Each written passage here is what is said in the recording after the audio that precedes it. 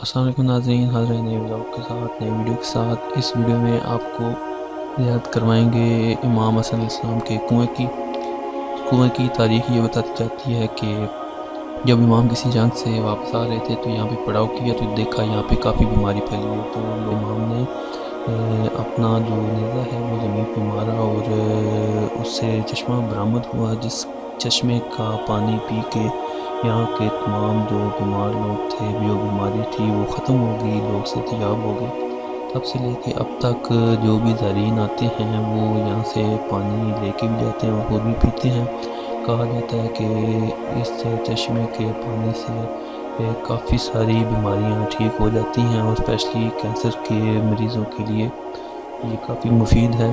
तो इसलिए इस चश्मे का पानी जो है वो पिया जाता है। तो आपको उस चश्मे की ज़ियारत भी करवाते हैं और ये वो जगह है, ये आप देख सकते हैं, ये तमाम जगह है, इसमें वो आपको कुआँ भी दिखाते हैं। ये आप देख सकते हैं, ये राइट साइड पे ये हमारे सामने ये कुआँ बना हुआ है और तब से लेके अब तक ये जारी व सारी है।